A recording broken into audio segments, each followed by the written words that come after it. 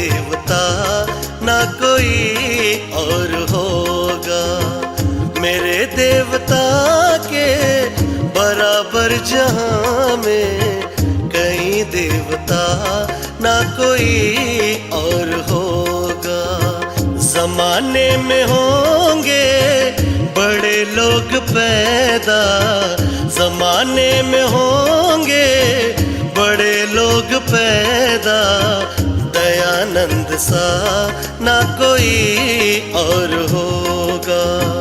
मेरे देवता के बराबर जहां में कई देवता ना कोई और होगा।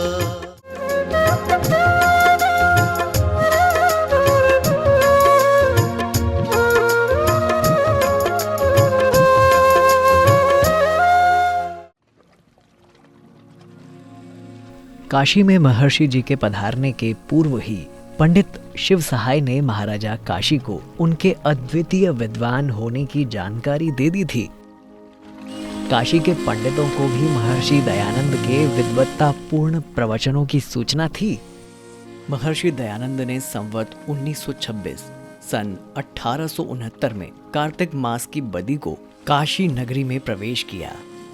उन्होंने अपने निवास के लिए राजा माधो सिंह के बगीचे में अपना डेरा लगाया। ये बगीचा आनंदोद्यान के नाम से प्रसिद्ध था। महर्षि जी ने प्रथम दिवस से ही वेद विरुद्ध मूर्ति पूजा, भागवत, रामलीला और रासलीला आदि का खंडन करना आरंभ कर दिया।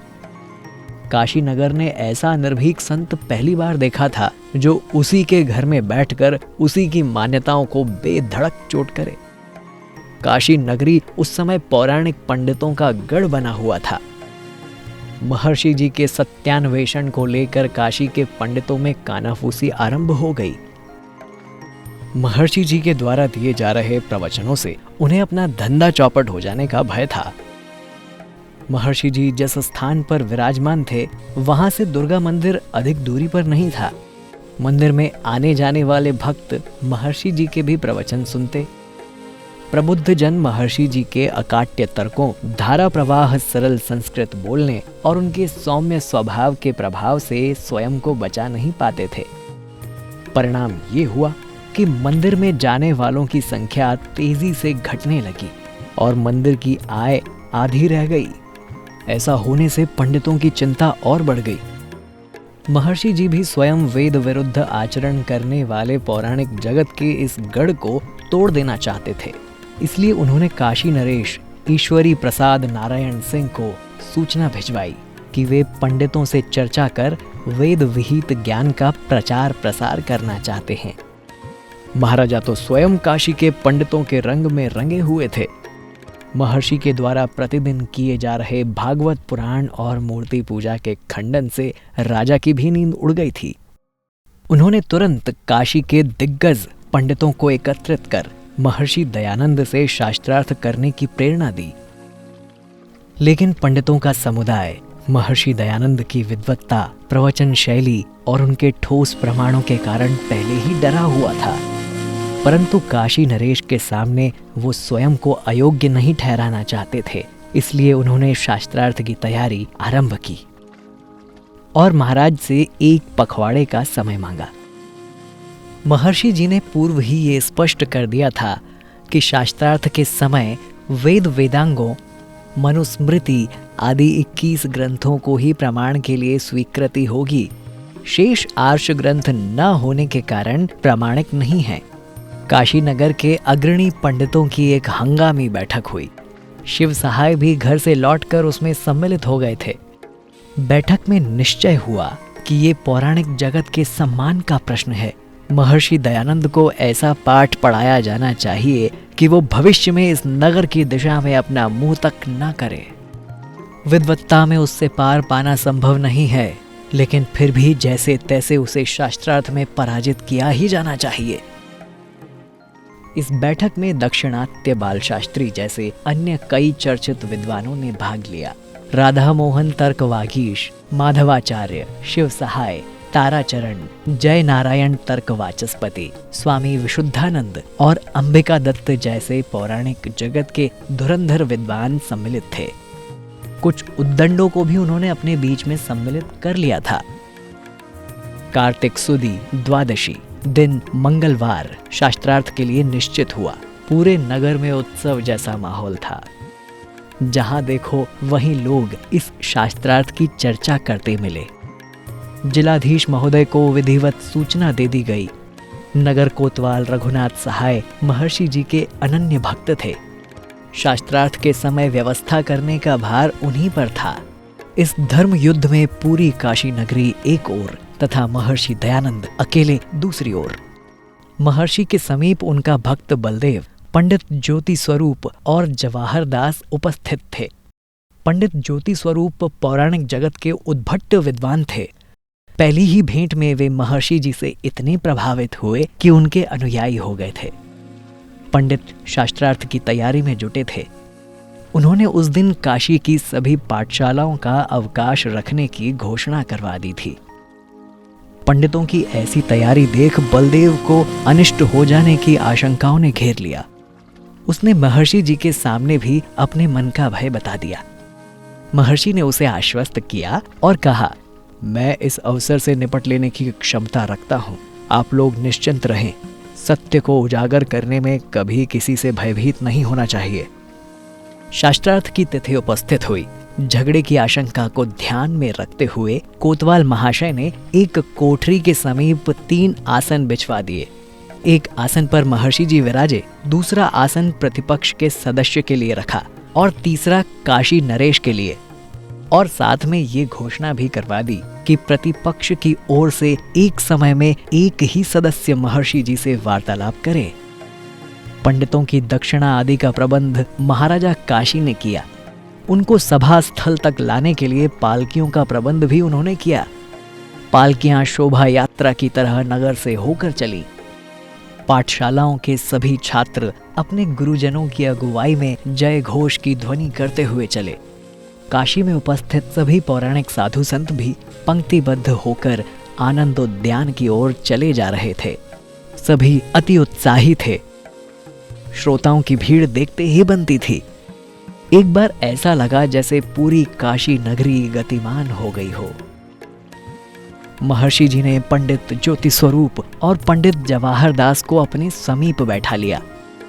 बैठते ही पंडित ज्योति स्वरूप ने घोषणा कर दी कि प्रथम शास्त्रार्थ मुझसे किया जाए।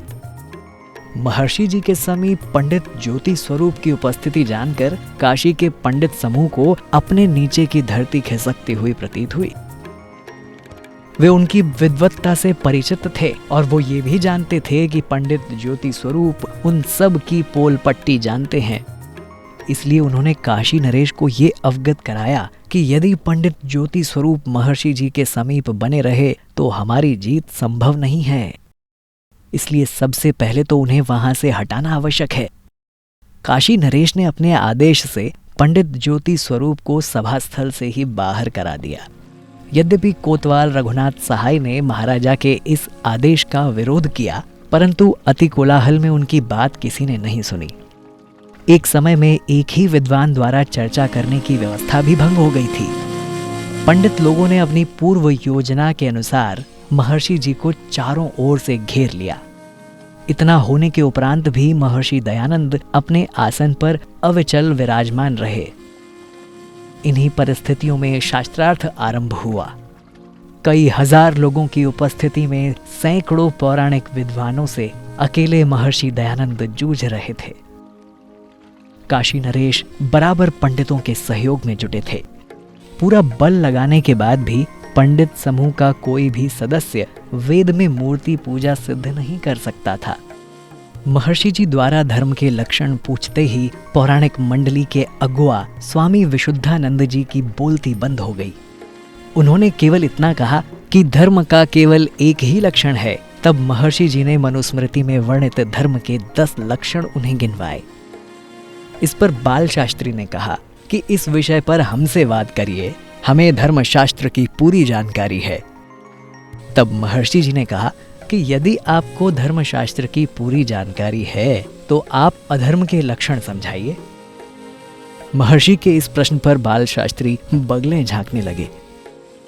कुछ देर सुस्ताने के पश्चात विशुद्धानंद जी ने महर्षि जी से प्रश्न किया, अच्छा आप ये बताइए कि वेदों का प्रकाश किस ईश्वर ने किया है? महर्षि ने उत्तर में कहा, ईश्वर तो एक ही है, क्या आप बहुत से ईश्वर मानते हैं? महर्षि के इस प्रश्न पर वो घोर विपत्ति में फंस गए और बोले कि ईश्वर तो हाँ एक ही है। इसके साथ ही पौराणिक जगत महर्षि जी से पीछा छुड़ाने की जुगत में लग गया। धीरे धीरे सांझ उतरने लगी थी, अंधकार बढ़ता जा रहा था कि माधवाचार्य ने 2 पुराने पृष्ठ निकालकर महर्षि जी के सम्मुख रख दिए और कहा कि ये वेद के पृष्ठ हैं, आप पढ़कर देख ले। इनमें स्पष्ट लिखा है कि यज्ञ समाप्त हो जाए तो 10वें दिन पुराणों का पाठ करना चाहिए। अंधेरा होने के कारण अक्षर स्पष्ट दिखाई नहीं दे रहे थे। महर्षि जी उन्हें ध्यान से देख रहे थे, तभी विशुद्धानंद जी ये कहते हुए उठ खड़े हुए, अरे संध्या हो गई है। उनके उठते ही काशी नरेश भी उठ खड़े हुए और पूर्व निर्धारित षड्यंत्र के अनुसार हुड़दंगियों ने अपना काम शुरू कर दिया। उन्होंने कोलाहल मचा दिया। काशी नरेश ने तालियां बजाई और उन्हें देखकर पूरे जमघट में तालियों की गड़गड़ाहट हो गई। सभी जय घोष करते हुए उठ खड़े हुए। दंगाइयों ने हुड़दंग आरंभ कर दिया। महर्षि जी के ऊपर ईंट पत्थर फेंकने लगे। गोबर और जूते तक उनके ऊपर उछाले गए, परंतु महर्षि दयानंद अविचलित खड़े रहे, ये जानते हुए भी कि पंडित समुदाय अनीति पर चल पड़ा है। उनके आचरण के विरुद्ध में कुछ नहीं बोले। कोतवाल साहब को ये सब देखकर अच्छा नहीं लग रहा था। उन्होंने काशी नरेश से इस बारे में अपना विरोध प्रकट किया। काशी नरेश ने कहा कि हमारी अपनी मान्यताएं हैं, मूर्ति पूजा हमारा धर्म है, इसलिए विरोधी को जैसे भी परास्त करना हो हमें परास्त करना ही चाहिए। सभा में अन्य कई विचारवान लोग भी उपस्थित थे। उन्होंने पंडितों की उद्दंडता पर क्षोभ प्रकट किया और उनकी भर्त्सना की। काशी के ब्राह्मणों ने पूरे नगर में अपने जय की झूठी घोषणा कर दी, परंतु तब देश के विभिन्न समाचार पत्रों और पत्रिकाओं, रोहेलखंड समाचार पत्र, ज्ञान प्रदायिनी पत्रिका लाहौर, प्रयत्न कर नंदिनी पत्रिका आदि में महर्षि जी की विजय विस्तार से छपी, तो काशी के पौराणिक पंडितों के तथाकथित ज्ञान और विद्वत्ता की पोल खुल गई।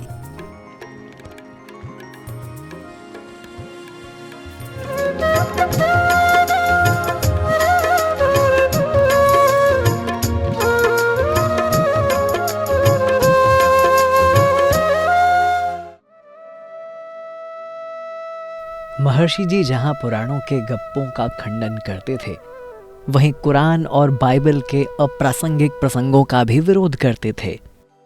ऐसा करने से काशी के मुसलमान भी महर्षि जी से प्रसन्न नहीं थे। वे भी ऐसे अवसर की खोज में रहते थे कि कब महर्षि दयानंद को आघात पहुंचाया जाए।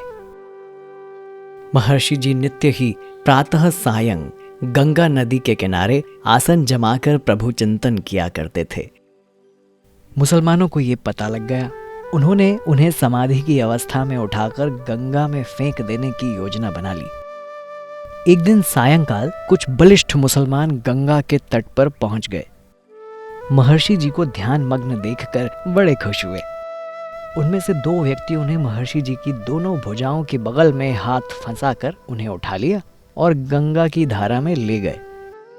उन्होंने जैसे ही महर्षि जी को दम लगा के धारा में फेंकना चाहा, महर्षि जी ने अपनी भुजाएं शरीर से बलपूर्वक सटा ली।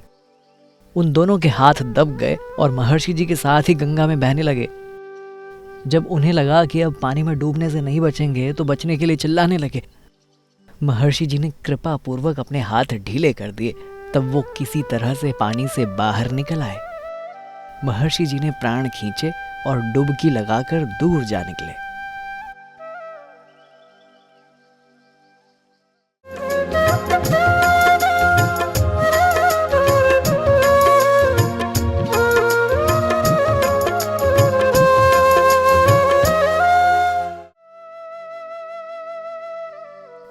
काशीवास के उपरांत महर्षि जी प्रयाग कुंभ में होते हुए मिर्जापुर आकर ठहर गए। नगर का एक सेठ महर्षि जी के पुराण खंडन से बड़ा कुपित था। उन्हीं दिनों मंत्र शास्त्री नाम का एक ओझा मिर्जापुर में आकर ठहर गया। उसने नगर में प्रचार किया कि उसके पास ऐसी सिद्धियां हैं कि विधि पूर्वक उनके पुनश्चरण से किसी भी मनुष्य के शरीर का अंत संभव है। सेठ को जब उस शास्त्री के संबंध में जानकारी मिली तो उसने मंत्र शास्त्री को बुलाकर कहा, आप धन की चिंता ना करना, परंतु दयानंद जीवित नहीं रहना चाहिए। आप अपनी सिद्धियां आरंभ कर दें। मंत्र शास्त्री ने पुनश्चरण आरंभ कर दिया और सेठ को विश्वास दिला दिया कि इस सिद्धि के पूरे होने पर 21 दिन के बाद महर्षि दयानंद के प्राणों का अंत हो जाएगा। इस सिद्धि के लिए बलि देने की व्यवस्था करनी होगी। सेठ ने अपनी स्वीकृति दे दी। महर्षि जी को उनके शुभचिंतकों ने जब ये सूचना दी तो वे मुस्कुराए और बोले, मुझे इसकी चिंता नहीं है। ऐसे अंधविश्वासों से ही तो मैं समाज को बचाना चाहता हूं। ये भोले भाले लोग इस अंधेरे से पता नहीं कब निकल सकेंगे। जैसे जैसे मंत्रशास्त्री सिद्धि के पुनश्चरण में लगा हुआ था, उधर सेठ जी रोगग्रस्त होते चले गए। उनके गले में भयंकर फोड़ा निकल आया। जैसे जैसे उस फोड़े का उपचार कराते उनकी पीड़ा और बढ़ती जाती। उसने मंत्र शास्त्री को बुलाकर बड़ी कठिनाई से कहा, कृपया पुनश्चरण बंद कर दें। शास्त्री बोले, सिद्धि समीप है, बलि के देते ही दयानंद का सिर धड़ से अलग हो जाएगा। आप बलि की व्यवस्था कर दीजिए। सेठ ने कहा, मैं खुद ही बलि चढ़ा जा रहा हूं। मुझे अपने जीवन की चिंता है। मैं ऐसी सिद्धि का पुनश्चरण नहीं चाहता। आप उसे बंद कर दें।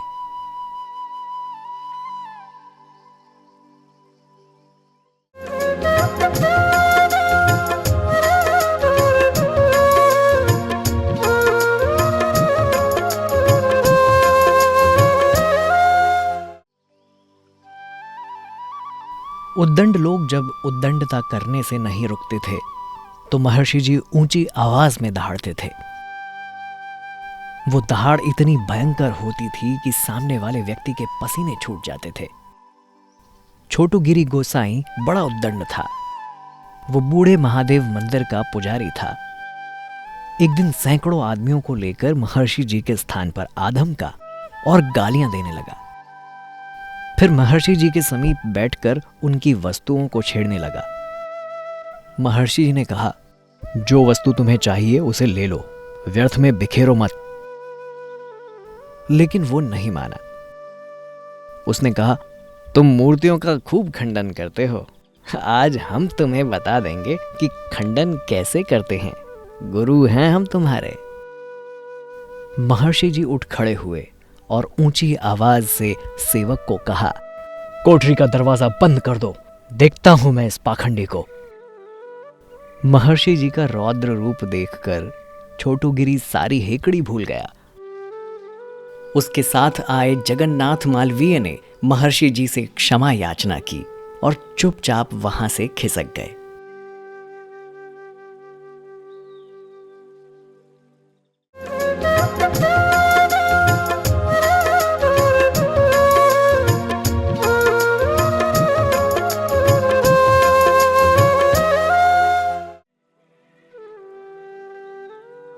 काशी शास्त्रार्थ में वहां के पौराणिक पंडितों की पोल खुल गई थी। काशी नरेश उस समय अपने आचरण से अति लज्जित थे। उनके द्वारा एक सत्यनिष्ठ सन्यासी का अनादर हुआ था। वे उसका प्रायश्चित करना चाहते थे। मिर्जापुर से चलकर महर्षि जी जब पुनः काशी पहुंचे तो उन्होंने राजा माधो सिंह के उद्यान में निवास किया।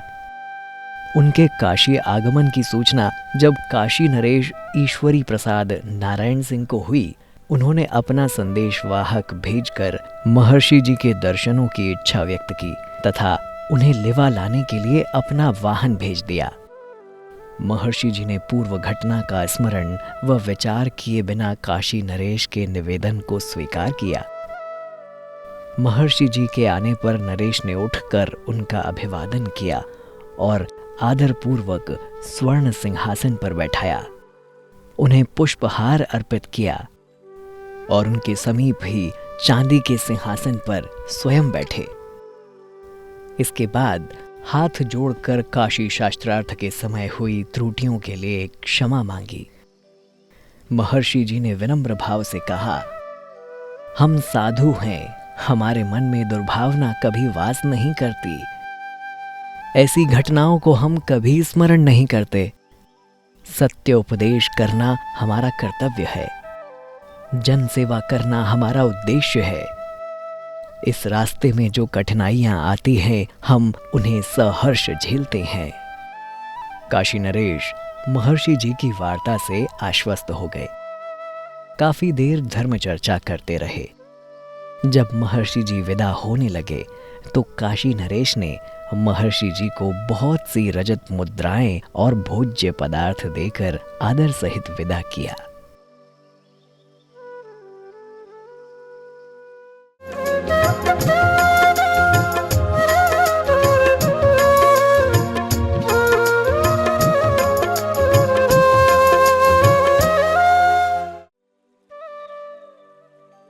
काशीवास के पश्चात स्वामी जी कासगंज में आकर पधारे। प्रथम उन्होंने वहां अपने द्वारा स्थापित हुई पाठशाला को देखा और व्यवस्थापकों को आवश्यक निर्देश दिए। उनकी इच्छा थी कि छात्र राष्ट्र के सुयोग्य नागरिक बनकर निकले। वे निर्मल मन वाले और कर्तव्यनिष्ठ हों। छल कपट से दूर उनका जीवन आदर्श होना चाहिए। कासगंज में महर्षि जी का निवास जिस स्थान पर था, वहां स्नान आदि की सुव्यवस्था नहीं थी, इसलिए वे समीप के उद्यान में स्नान के लिए जाया करते। उन दिनों पंडित राम प्रसाद महर्षि जी के साथ रहते थे। स्नान के लिए जब महर्षि जी उद्यान में जाते तो पंडित राम प्रसाद जी भी महर्षि जी के साथ उद्यान में जाया करते थे। वहां आम के वृक्ष हुआ करते थे। एक दिन महर्षि जी स्नान के लिए उस उद्यान में जा रहे थे तो एक पका हुआ आम उनके रास्ते में पड़ा हुआ था। स्वामी जी उसके समीप होकर चले गए। राम प्रसाद से रहा नहीं गया। उसने आम का वो फल उठा लिया। उठाते हुए महर्षि जी की दृष्टि राम प्रसाद पर चली गई। उन्होंने प्यार से समझाया, राम प्रसाद, ये बगीचा अपना नहीं है। इसकी किसी भी वस्तु पर हमारा अधिकार नहीं है और बिना अधिकार की किसी भी वस्तु का ग्रहण चोरी समझना चाहिए।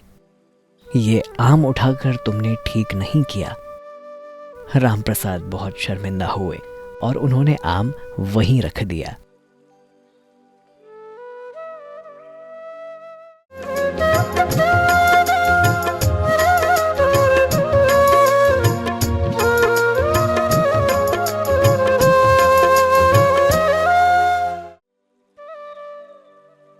महर्षि दयानंद योगी थे, साधक थे, विलक्षण संयमी थे।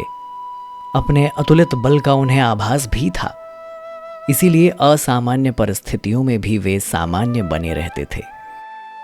कासगंज उत्तर प्रदेश में उन दिनों एक सांड का भय था। वो अपने सामने आए व्यक्ति को मारने के लिए उसके पीछे दौड़ता था। एक दिन बाजार जाते समय महर्षि जी से उसका सामना हो गया। उसे देखते ही लोग बचने के लिए इधर उधर भागने लगे। लोग महर्षि जी से रास्ते से हट जाने का आग्रह कर रहे थे, परंतु महर्षि जी निश्चिंत हुए बढ़े जा रहे थे। उनकी दृष्टि सांड के चेहरे पर टिकी हुई थी। वे जब सांड के समीप पहुंचे तो वो सांड उनके बराबर से चुपचाप निकल गया। सांड के चले जाने के बाद लोगों ने उनसे कहा, महर्षि जी, ये सांड दौड़कर आदमियों को मारता है। पता नहीं क्यों आपके समीप से चुपचाप निकल गया। यदि ये आपको मारने दौड़ पड़ता तो फिर आप क्या करते? ऐसे भयंकर पशु से बचकर ही रहना चाहिए। महर्षि जी मुस्कुराए और बोले, यदि वो सांड मुझे मारने के लिए दौड़ता तो मैं उसके सींग पकड़कर उसे पीछे ढकेल देता। फिर किसी ने कोई प्रश्न नहीं किया।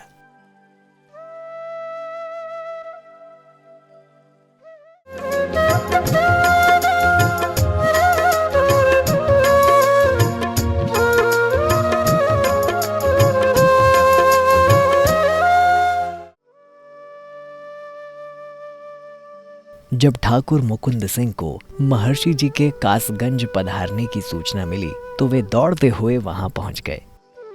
विनम्रतापूर्वक श्री चरणों में अभिवादन किया और प्रार्थना कर आदर सहित उन्हें छलेसर ले आए। महर्षि जी गांव के समीप कालिंदी नदी के तट पर पहुंचे तो बहुत से ग्रामीणों ने उनका पुष्प मालाओं से स्वागत किया और अपने गांव ले आए। आग्रह करने पर भी महर्षि जी वाहन में नहीं बैठे, उनके साथ गांव तक पदयात्रा की। महर्षि जब गांव के गलियारों में से गुजरे तो गांव वासियों ने छत पर चढ़कर उनका स्वागत किया, उनके दर्शन कर स्वयं को धन्य माना। ठाकुर मुकुंद सिंह ने उनके ठहरने का प्रबंध पश्चिम की ओर स्थित एक उद्यान में कर दिया। उनके निवास के सामने एक विस्तृत चबूतरे का निर्माण करवाया, जहां बैठकर नित्य प्रति महर्षि जी गांव वासियों को प्रवचन दिया करते थे। राजपूतों के परिवारों में यज्ञोपवीत का ग्रहण करना नया सा कार्य था। इससे पहले ब्राह्मण उन्हें यज्ञोपवीत ग्रहण करने के लिए प्रेरित ही नहीं किया करते थे। महर्षि जी ने उन्हें यज्ञोपवीत का महत्व समझाते हुए उसे ग्रहण करने की प्रेरणा दी। महर्षि जी की प्रेरणा से उन परिवारों के सभी सदस्यों ने यज्ञोपवीत धारण कर गायत्री का जाप करना भी उनसे सीख लिया। गांव में उत्सव जैसा वातावरण था। उनके संबंधी भी दूर दूर से आकर यज्ञोपवीत धारण कर सुपथ पर चलने की प्रतिज्ञा किया करते थे। महर्षि जी कभी भेदभाव से ग्रस्त नहीं रहे। जन सामान्य से लेकर राज परिवार के सदस्यों तक उनका व्यवहार समान ही था। गांव के ठाकुरों ने महर्षि जी के लिए भोजन की उत्तम व्यवस्था कर दी थी। महर्षि जी सर्वप्रथम भोजन लेकर आने वाले व्यक्ति का ही भोजन ग्रहण कर लिया करते थे और किसी भी व्यक्ति से कभी भोजन का आग्रह नहीं किया करते थे।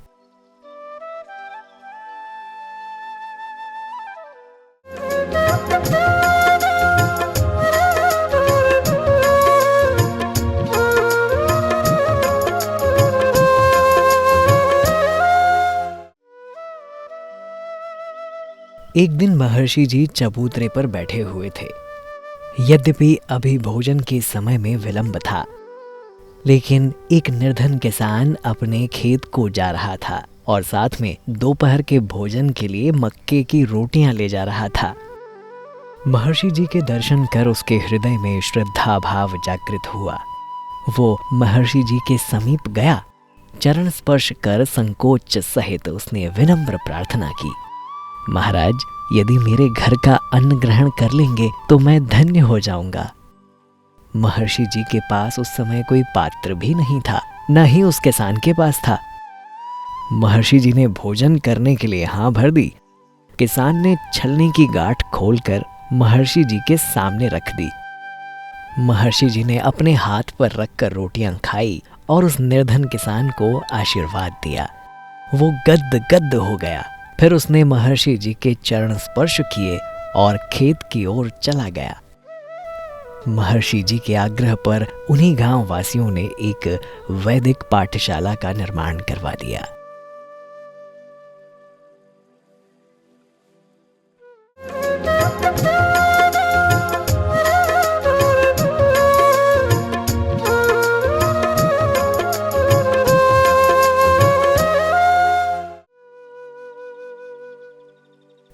छलेसर के श्रद्धालुओं से विदा लेकर महर्षि फर्रुखाबाद की पाठशाला का प्रबंध देखते हुए अनूप शहर आकर ठहरे। कुछ दिन वहां धर्मोपदेश किया और शरद पूर्णिमा के अवसर पर कर्णवास जा पधारे। महर्षि कर्णवास आकर अपने वचनामृत बांटते रहते थे।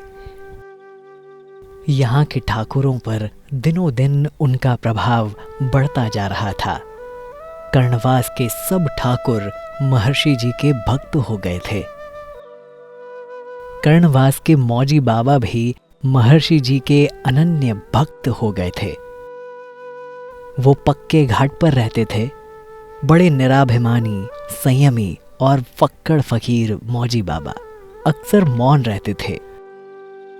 कर्णवास के वैरागियों और साधु संतों में उनका भरपूर सम्मान था। वे नेत्रहीन थे। गंगा के किनारे बैठकर वे महर्षि दयानंद से घंटों धर्म चर्चा किया करते थे।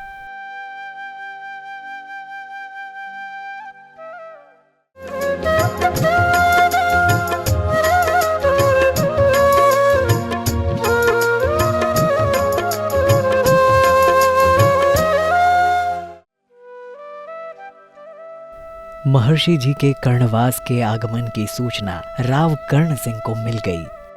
इसी स्थान पर गंगा के मेले में वो महर्षि जी के सामने अति लज्जित हुआ था, इसीलिए विद्वेष की अग्नि में अभी तक तप रहा था। महर्षि जी से हुई अपनी दुर्गति का दंश उसे चैन से नहीं बैठने दे रहा था। कर्ण सिंह अपने गांव बरौली से चलकर कर्णवास आ गया और महर्षि जी के साथ ही अपना डेरा डाल लिया। इस बार उसके साथ वेश्याएं भी थी। राव कर्ण सिंह ने कर्णवास में रहते हुए महर्षि जी के प्राण हर लेने की योजना बनानी आरंभ कर दी। महर्षि जी ने अपने प्रवचनों में अवतारवाद और प्रतिमा पूजन का खंडन किया। इससे कर्ण सिंह और कुपित हो गया, परंतु महर्षि जी के सम्मुख स्वयं उपस्थित होने का साहस न जुटा सका। उसने धर्म पर संकट की दुहाई देकर नगर के वैरागियों को भड़काया। वे अर्धरात्रि को महर्षि जी पर आक्रमण करने को तैयार हो गए। उनकी इस योजना की जानकारी मौजी बाबा को हो गई। वे तुरंत वैरागियों के मुखिया के पास गए और उन्हें खूब डांटा। ऐसे महात्मा कभी कभी जन्म लेते हैं और तुम उनके प्राण लेने पर तुले हो। ये सुनकर उन्होंने अपना विचार बदल दिया। इससे राव कर्ण सिंह को और आघात लगा। वो उन्मत्त हो गया। उसने उसी रात अपने 3 सेवकों को तलवार लेकर महर्षि जी को मारने के लिए भेजा। अर्धरात्रि का समय महर्षि जी की कुटिया के पास झाड़ झंकार और रात्रि का गंभीर सन्नाटा। सेवकों का मुख्य काम हत्या करना नहीं था और फिर महर्षि दयानंद जैसे संत पर रात के अंधेरे में धोखे से प्राणघातक चोट करने के विचार मात्र से ही उनके हृदय कांपने लगे थे। उनके कदम आगे बढ़ने से रुक गए। उनका उत्साह भंग हो गया। महर्षि दयानंद उस समय साधना में लीन थे और उन सेवकों को घबराहट ने धर दबोचा। सेवक घबराहट के मारे चुपचाप वापस लौट गए। उनको वापस लौटे देख राव कर्ण सिंह का पारा 7वें आसमान पर चढ़ गया। उसने सेवकों को बुरी तरह फटकारा। अब तक महर्षि जी साधना से विरत हो गए थे। उन्होंने उसकी आवाज सुन ली और वे सावधान हो गए। तीनों सेवक हाथ में तलवार लिए महर्षि जी के आवास की ओर चल दिए। पूरा साहस बटोर कर वे महर्षि दयानंद की कुटिया में पहुंच भी गए, परंतु उन्हें ऐसा प्रतीत हुआ जैसे उनके हाथ पांवों की गति रुक गई है। वे फिर लौट आए। अब की बार उन्हें वापस लौटा देख राव साहब अपना संतुलन खो बैठे। ऊंची आवाज में अपने सेवकों को गालियां सुनाई और दंड के लिए सचेत किया। सेवक सहम गए। परिवार की सुरक्षा और जीविका का प्रश्न था। वे फिर से बढ़ चले दयानंद की कुटिया की ओर। महर्षि जी कुटिया के बाहर ही घूम रहे थे। तीनों सेवक साहस कर आगे बढ़ रहे थे। उनके पैर कांप रहे थे। महर्षि जी ने उन्हें अपनी ओर आता देखकर बलपूर्वक दहाड़ लगाई। उनकी इस दहाड़ से रात्रि की शांति तो भंग हुई ही, सेवक भी अचानक ऐसी आवाज सुनकर लड़खड़ाकर गिर गए और उन्हें लगा कि जैसे वे अचेत हो गए हैं। महर्षि जी की आवाज से उनके समीप ही सोया उनका भक्त ठाकुर कैथल सिंह जाग गया। उसे सारी परिस्थिति समझते देर नहीं लगी। वो दौड़ता हुआ नगर में चला गया और घटना की जानकारी दी। तब सभी राजपूत ठाकुर कृष्ण सिंह की अगुवाई में राव कर्ण सिंह के डेरे पर जा पहुंचे और उसे ललकारने लगे। रात के अंधेरे में एक संत पर आक्रमण करते हुए तुझे लज्जा नहीं आई? अगर साहस है तो तंबू से बाहर निकल, देख हम तुझे अभी ठिकाने लगाते हैं। डर के मारे राव सिंह अंदर ही बैठा रहा। अगले दिन इस घटना की चर्चा पूरे नगर में फैल गई। राजघाट पर ठहरे पंजाबी सेना के जवान तुरंत अपने शस्त्रों सहित महर्षि जी की सेवा में उपस्थित हुए और राव कर्ण सिंह को पाठ पढ़ाने के लिए उनका आदेश चाहा। लेकिन महर्षि जी ने स्नेह भाव से समझाकर उन्हें वापस भेज दिया। उधर राव कर्ण सिंह ने अपने विरोध से डरकर दबे पांव कर्णवास छोड़ दिया। कहते हैं कि राव सिंह इतना भयभीत हुआ कि अपने घर पहुंचते ही उसने चारपाई पकड़ ली।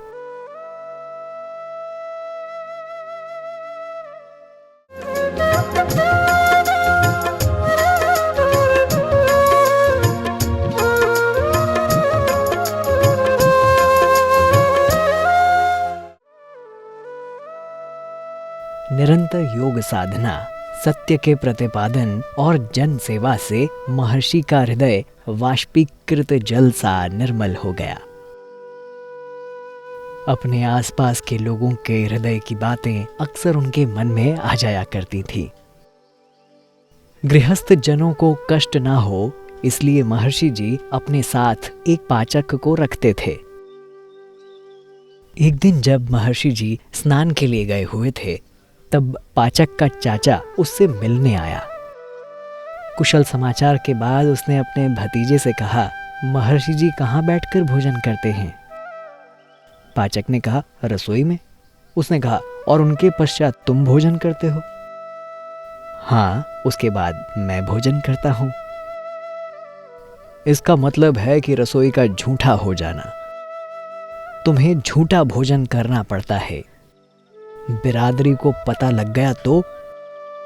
इस पर पाचक ने तो कुछ नहीं कहा, परंतु चाचा ने उसे समझाया, महर्षि जी को भोजन कराने से पूर्व चौके में एक रेखा खींच दिया करो और उन्हें उस रेखा से बाहर ही खाना दिया करो। इससे चौका पवित्र बना रहेगा।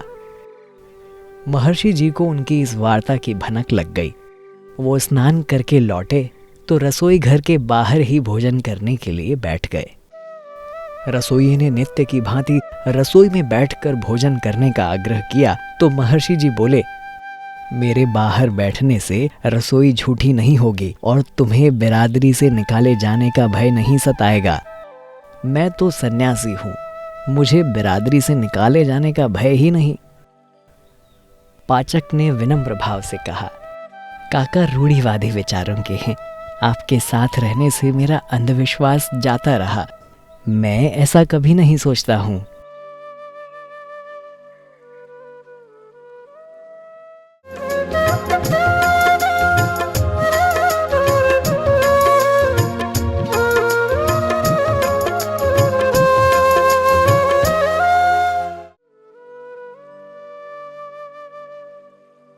पटना से स्वामी जी ने मुंगेर की ओर प्रस्थान किया। मुंगेर को जाने के लिए जमालपुर जंक्शन पर गाड़ी बदलनी पड़ती थी। महर्षि जी जमालपुर स्टेशन पर उतरे तो उन्हें जानकारी मिली कि मुंगेर जाने वाली गाड़ी के आने में अभी 1 घंटे की देरी है। महर्षि जी तब तक के लिए वहीं प्लेटफॉर्म पर घूमने लगे, लेकिन केवल कॉपीन पहने हुए थे। ऐसी स्थिति में एक अंग्रेज इंजीनियर दंपत्ति ने उन्हें देखा तो उन्होंने स्टेशन मास्टर के पास जाकर कहा, इस साधु को हटाइए, ये यहाँ नंगा ही घूम रहा है, कितना भद्दा लगता है। स्टेशन मास्टर महर्षि जी के नाम से परिचित था। वो उनके पास गया, विनम्र भाव से उन्हें अभिवादन किया और उनसे प्रार्थना की कि मुंगेर जाने वाली गाड़ी में अभी विलंब है, तब तक आप बैठकर विश्राम कर लीजिए।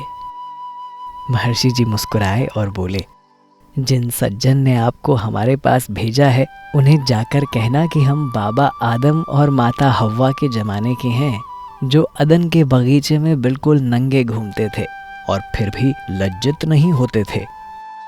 स्टेशन मास्टर ऋषि की बात सुनकर दंग रह गया।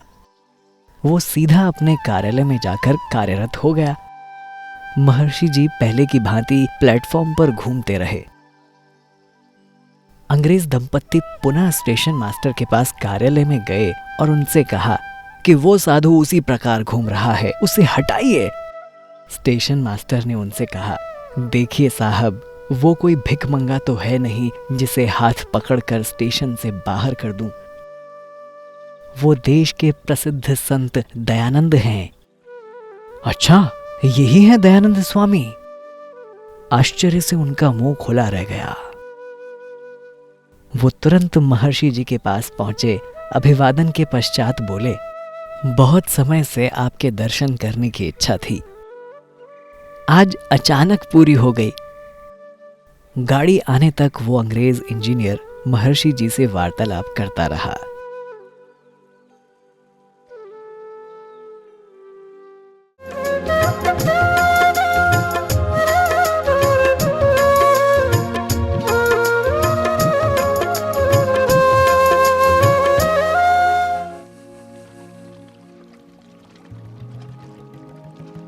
महर्षि जी मुंगेर से भागलपुर होते हुए सन 1873 में कलकत्ता चले गए। वहां वे सुरेंद्र मोहन जी के प्रमोद कानन में ठहरे। उन दिनों ब्रह्म समाज के नेता श्री केशव चंद्र सेन कलकत्ता में नहीं थे। महर्षि जी की ज्ञान गरिमा की चर्चा उन्होंने सुन रखी थी। यात्रा से लौटते ही वो महर्षि जी से भेंट करने के लिए पहुंच गए। काफी समय तक परस्पर ज्ञान चर्चा होती रही। महर्षि जी की विद्वत्ता और विनम्र व्यवहार पर सेन मुग्ध हो गए। परस्पर परिचय की औपचारिकता का अवसर न बन पाया। चर्चा के मध्य ही श्री केशव चंद्र सेन ने महर्षि जी से पूछा, क्या आप कभी केशव चंद्र सेन से मिले हैं? महर्षि जी ने तुरंत कहा, हाँ मिला हूं। श्रीयुत सेन ने बताया कि वे तो कलकत्ता में नहीं थे। महर्षि जी मुस्कुराए, अभी मेरे सामने बैठे हुए हैं। श्रीयुत सेन को बड़ा आश्चर्य हुआ। उन्होंने कहा, मैंने तो अपना परिचय नहीं दिया, फिर आपने कैसे जाना कि मैं ही केशव चंद्र सेन हूं? महर्षि जी ने सहज भाव से उत्तर दिया, इतनी सूझबूझ के साथ यहां कोई और वार्ता नहीं कर सकता था। श्रीयुत केशव चंद्र सेन महर्षि जी के स्नेह में आबद्ध हो गए। उन्होंने आत्मीय भाव से कहा, यदि आप वेदों के पांडित्य के साथ अंग्रेजी का भी ज्ञान रखते तो इंग्लैंड की यात्रा में आपका साथ मेरा सौभाग्य होता। महर्षि जी हंस पड़े और बोले, दुख है ब्रह्म समाज का नेता संस्कृत नहीं जानता। अब अपने देश की जनता को उस भाषा में उपदेश देता है जिसे जनता नहीं समझती। इस समय तक महर्षि जी सरल संस्कृत में ही प्रवचन देते थे। केशव चंद्र सेन जी ने उनसे विनम्रता पूर्वक प्रार्थना की कि सभी श्रोता संस्कृत नहीं जानते, अतः आपके उपदेशों से वंचित रह जाते हैं। अच्छा हो यदि आप हिंदी भाषा में अपने प्रवचन दिया करें।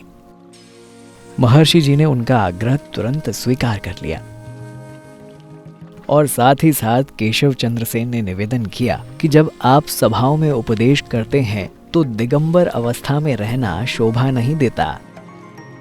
महर्षि जी ने उनके इस परामर्श को भी तुरंत स्वीकार कर लिया। इसके पूर्व महर्षि जी एक लंगोटी के अतिरिक्त अन्य वस्त्र नहीं पहनते थे। कभी कभार कौपीन जरूर धारण कर लेते थे।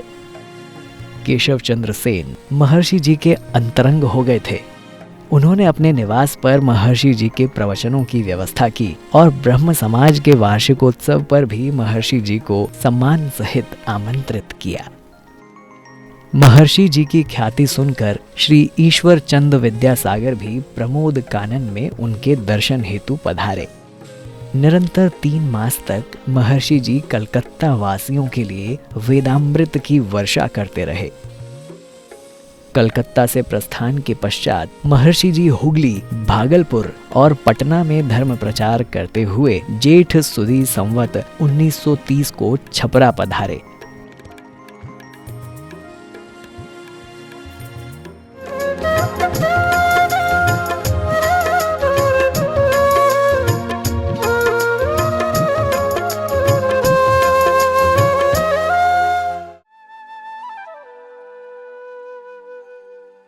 पंडित हेमचंद्र महर्षि जी से आर्ष ग्रंथों का अध्ययन कर रहे थे। महर्षि जी के प्रति उनके हृदय में अगाध श्रद्धा थी। एक दिन जिज्ञासावश उन्होंने महर्षि जी से पूछा, स्वामी जी, बहुत से विद्वान आपसे शास्त्रार्थ करने आते हैं, क्या वे सभी सत्य असत्य का निर्णय करने में असमर्थ हैं? महर्षि जी हंस पड़े और बोले, वे सब सत्य असत्य को जानते हैं परंतु मानते नहीं हैं। मान लेने से उनका धंधा चौपट हो जाने का डर है, और जो मान लेते हैं वे उसके प्रचार में लग जाते हैं।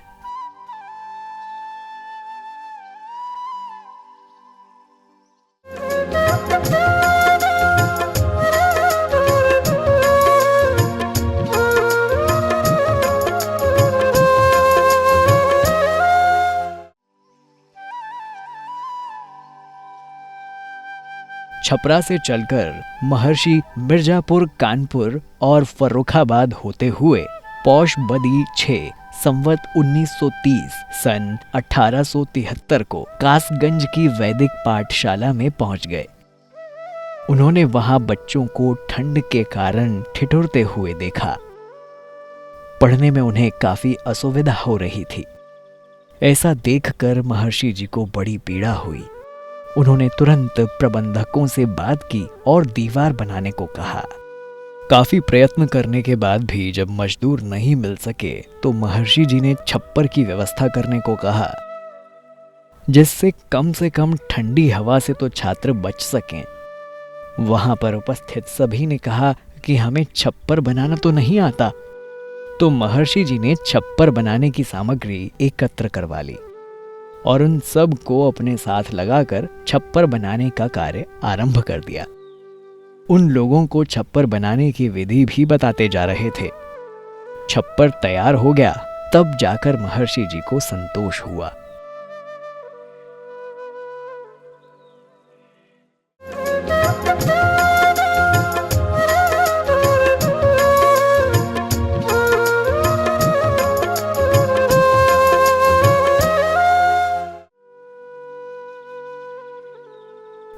कासगंज से महर्षि जी छलेसर पहुंचे और वहां से अलीगढ़ पहुंच गए। अलीगढ़ में राजा जयकृष्ण ने उनका स्वागत किया। इसी नगर में एक पंडित जी महर्षि के समीप उनसे शास्त्रार्थ करने के लिए उपस्थित हुए। वो महर्षि जी के स्थान के सामने बने हुए मंदिर के ऊंचे चबूतरे पर बैठ गया।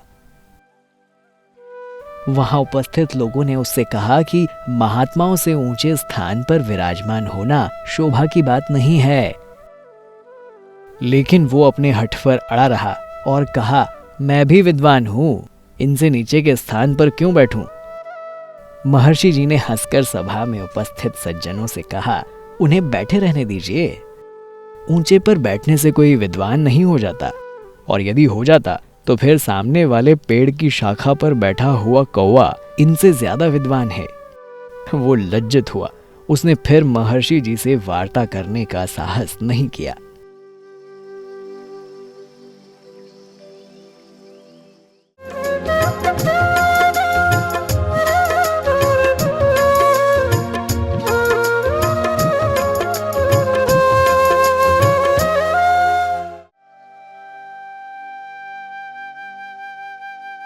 अलीगढ़ वास के दौरान सर सैयद अहमद खान महर्षि जी से भेंट करने आए।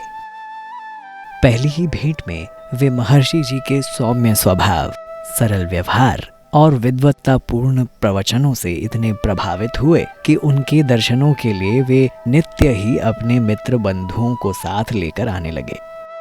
एक दिन उन्होंने महर्षि जी से पूछा कि आपकी और तो सारी बातें सही लगती हैं, परंतु ये बात समझ नहीं आई कि आग में थोड़ा सा घी और सामग्री डालने से वातावरण कैसे शुद्ध होता है।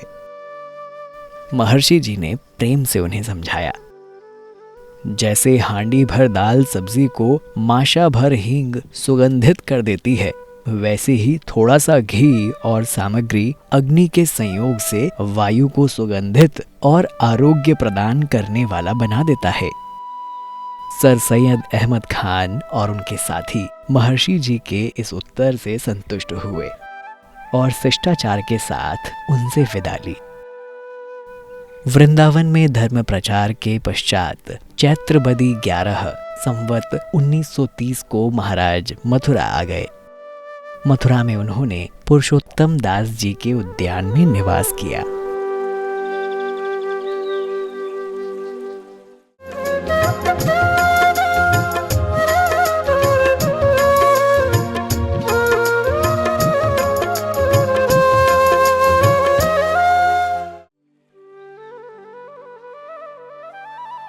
प्रयाग में पंडित ठाकुर प्रसाद जी महर्षि के भोजन की व्यवस्था करते थे। महर्षि के वे परम भक्त हो गए थे। प्रातः एवं सायं दोनों समय घर से भोजन तैयार करवाकर स्वयं उनके आवास पर पहुंचाते। वे उनके भव्य शरीर को निहारने में सुख पाते थे। महर्षि जी को योग साधना में बैठे देखने की उनकी इच्छा प्रबल होती चली गई। उसने सेवकों से साधना समय की जानकारी प्राप्त कर ली। महर्षि जी कुटिया के अंदर वाले भाग में ध्यानावस्थित होते थे और ध्यान के समय वे कुटिया के कपाट बंद करना कभी नहीं भूलते थे। ठाकुर प्रसाद एक दिन सेवकों के बताए गए समय पर वहां उपस्थित हो गया। कुटिया के द्वार बंद थे। वो बाहर से ही कपाट के एक छेद में से साधना में लीन महर्षि के सौम्य मुखमंडल को उस समय तक निहारता रहा जिस समय तक महर्षि साधना में लीन रहे।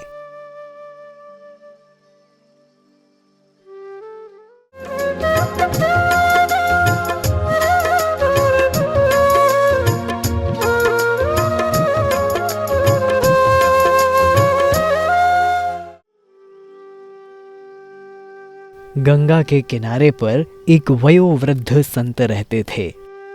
वे महर्षि जी से बड़ा स्नेह करते थे। महर्षि जी भी नित्य ही आदर भाव के साथ उनसे मिलते थे। एक दिन उन वृद्ध संत ने महर्षि जी से कहा, बच्चा, यदि तुम निवृत्ति मार्ग को ग्रहण कर लेते तो इसी जन्म में तुम्हें मोक्ष की प्राप्ति हो जाती। व्यर्थ ही परोपकार के चक्कर में फंस गए। अब तुम्हें मोक्ष के लिए एक और जन्म लेना होगा। महर्षि जी ने उत्तर दिया, महाराज, मुझे भी मोक्ष की आवश्यकता है। फिर भी देश के अनेक दुखी दरिद्र लोग अज्ञान के अंधेरे में भटकते हुए कष्टपूर्ण जीवन भोग रहे हैं। मेरा उद्देश्य उन्हें दुख दारिद्र्य से मुक्ति दिलवाना है। इस उद्देश्य की पूर्ति के लिए मुझे कई जन्म लेने पड़े तो भी मैं जन्म लेने से नहीं बचना चाहता। मेरे लिए यही मोक्ष का मार्ग है।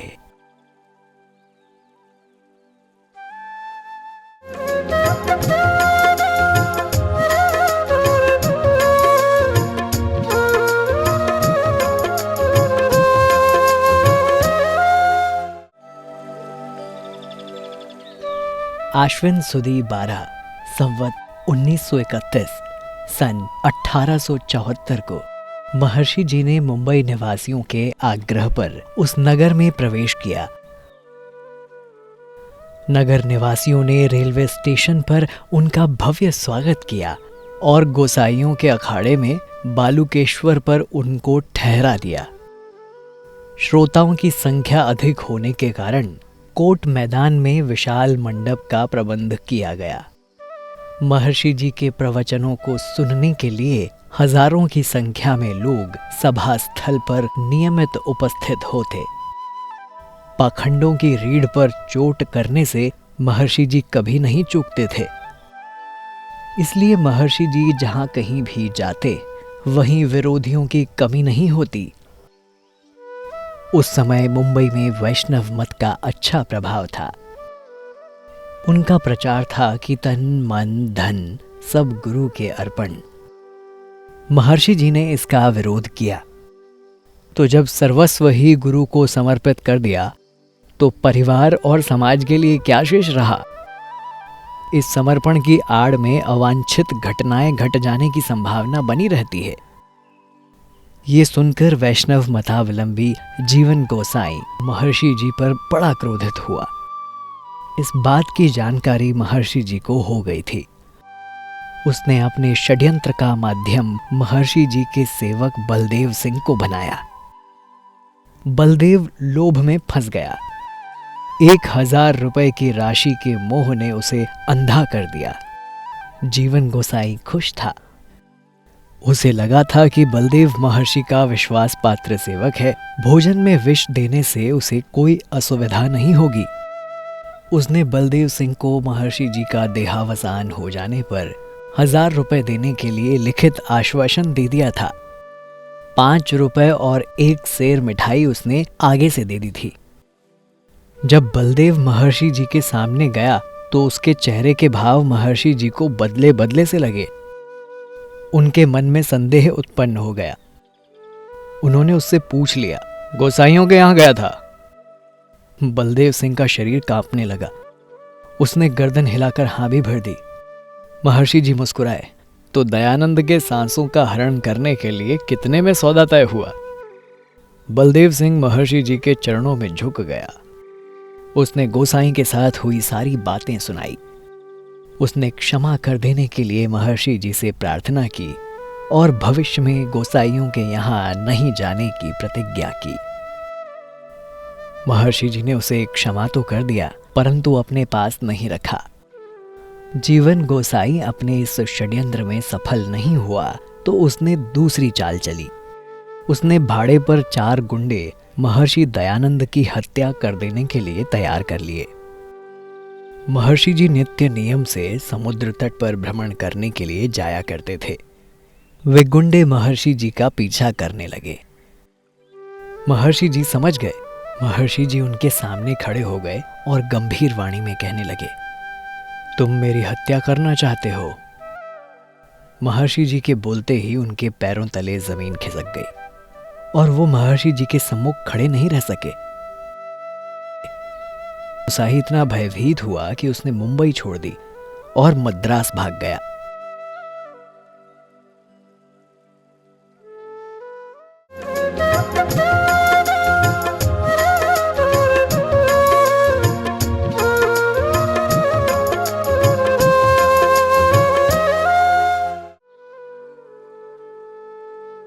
बालुकेश्वर में महर्षि जी के समीप ही एक वैरागी साधु छोटी सी कुटिया बनाकर रहता था। नित्य ही वो महर्षि जी के प्रवचन सुनता था। वो उनके ज्ञान और व्यक्तित्व से इतना प्रभावित हुआ कि उसने अपनी कंठी मालाएं सब फेंक दी, सिर मुंडवा लिया और अपनी कुटिया छोड़कर श्री चरणों में आ विराजा। वो एक संयमी साधक था। उसका शरीर बलिष्ठ और आकर्षक था। वो निरंतर स्वामी जी की सेवा और सुरक्षा में व्यस्त रहता।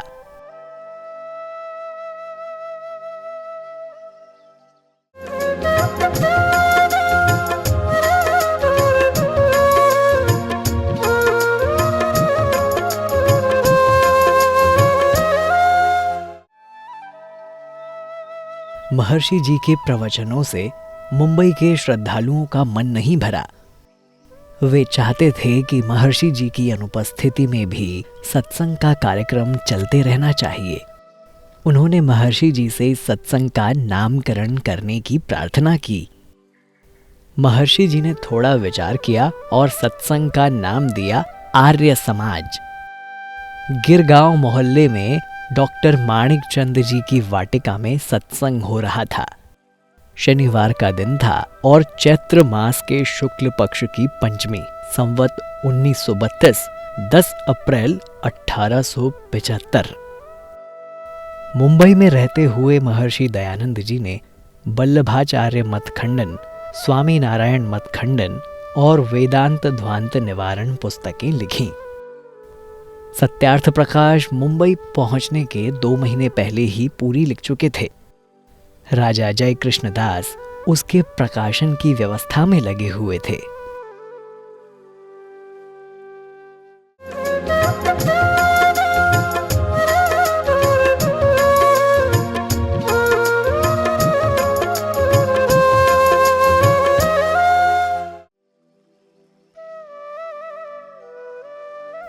महर्षि जी समदृष्टा संत थे।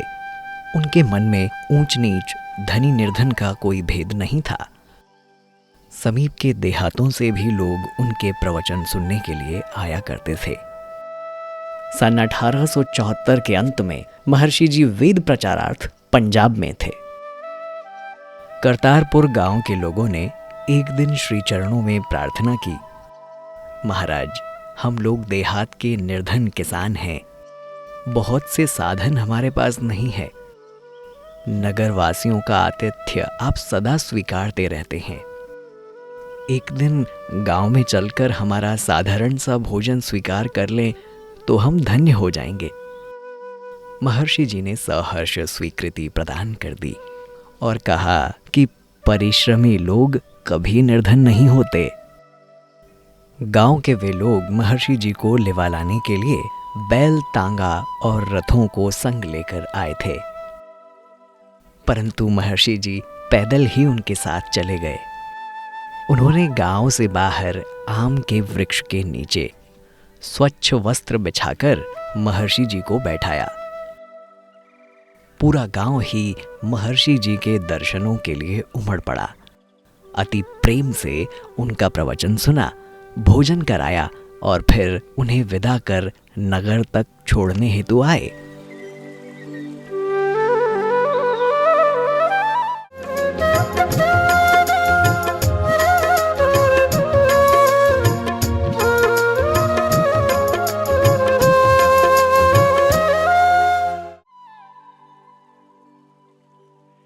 अपना अपमान करने वाले लोगों पर भी महर्षि जी कभी क्रोध नहीं करते थे, लेकिन उन्हें गलत मार्ग से हटाने के लिए स्नेह का व्यवहार किया करते थे।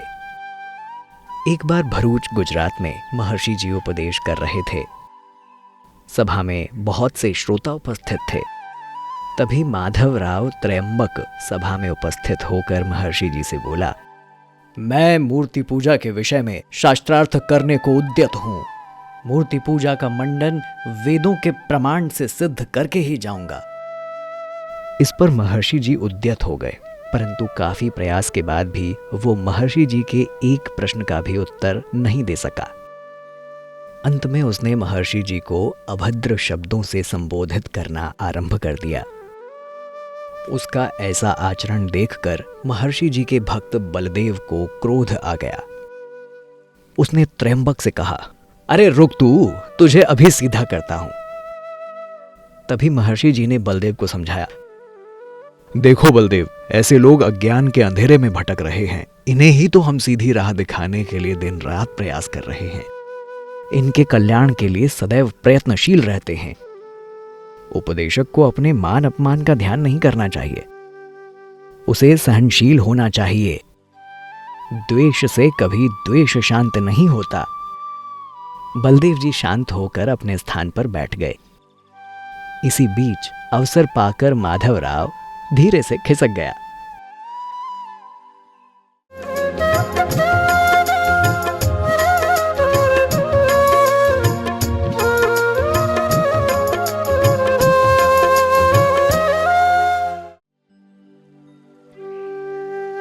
जेठालाल जी वकील पौराणिक वातावरण में पले थे, परंतु दुराग्रही नहीं थे। वे महर्षि जी के सत्संग में प्रतिदिन आया करते। महर्षि जी के व्यक्तित्व और वाक कला ने उन पर जादू सा असर कर दिया था। वे जहां भी अवसर पाते महर्षि जी की भूरी भूरी प्रशंसा करते नहीं थकते थे। एक दिन वे महर्षि जी से बोले, महाराज, आपके वचन इतने मनोहारी होते हैं कि श्रोता मंत्र मुग्ध हो जाते हैं। विरोधी भी इसके लिए आपकी प्रशंसा किए बिना नहीं रहते। आप अपने वक्तव्यों के विषय में थोड़ा सा परिवर्तन कर लें तो लोग आपको शंकर सा अवतार मानने लग जाएंगे। महर्षि जी हंस पड़े। उन्होंने वकील साहब से पूछा, क्या परिवर्तन कर लें जेठालाल जी? जेठालाल जी ने कहा, आप मूर्ति पूजा का खंडन ना किया करें, उसका शास्त्रोक्त विधि से मंडन करना आरंभ कर दें, और ये कार्य आपके लिए कठिन भी नहीं। महर्षि जी गंभीर हो गए और बोले, मेरे लिए असत्य भाषण संभव नहीं है। यदि मैं ऐसा कर पाता तो काशी नरेश मुझे विश्वनाथ मंदिर का पद देने के लिए सहर्ष उद्यत थे।